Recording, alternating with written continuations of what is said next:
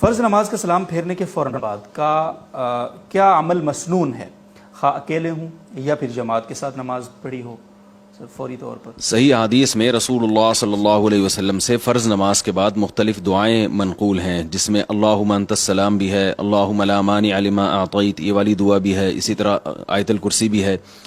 تو یہ جتنے مسنون اعمال ہیں بہت ساری احادیث میں ان کی تعداد کافی تعداد ہے۔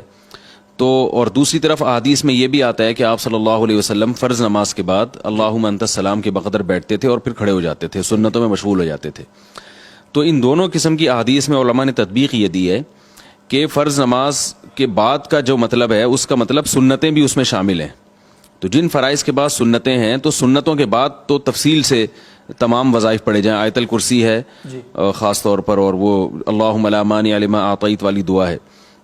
اور جن نمازوں کے بعد سنتیں نہیں ہیں تو ان میں فرض نماز کے فوراً بعد یہ ساری چیزیں پڑھ لی جائیں۔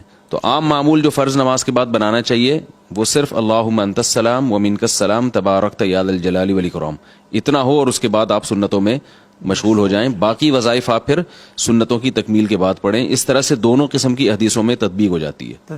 بہت بہت شکریہ سر۔ ایک فرض نمازوں کے فوراً بعد سے ایک پوری مسجد میں سی سی کی آواز آتی ہے یہاں ہاتھ رکھ کے ماتھے پہ، اس کی کیا ہے؟ یہ جو لوگ ماتھے پہ ہاتھ رکھتے ہیں یہ کہیں اس کا کوئی صحیح روایت سے ثبوت نہیں ہے۔ بعض لوگ ایک وظیفے کے طور پہ بتاتے ہیں کہ اس سے حافظہ تیز ہوتا ہے، ماتھے پہ رکھ کے یا قویو پڑھا جائے، لیکن بات یہ ہے کہ اکا دکا کوئی شخص کر رہا ہو تو چلو لوگ اس کو سمجھیں گے کوئی وظیفہ کر رہا ہے، کوئی ٹوٹکا کر رہا ہے، یہ تو سارے نمازی کر رہے ہوتے ہیں، لوگ اس کو سنت سمجھتے ہیں۔ جو چیز سے بھی وہم ہو رہا ہو کہ یہ سنت ہے اس کو چھوڑ دینا چاہیے۔ 3 دفعہ استغفار پڑھا جائے نماز کے بعد اور پھر اللہم انت السلام۔ جی بہت بہت شکریہ۔ یا قویو تو یہاں پڑھتے بھی نہیں ہو، یہاں ہاتھ رکھ کے استغفار کر رہے ہوتے ہیں، یقینا۔ بہت بہت شکریہ۔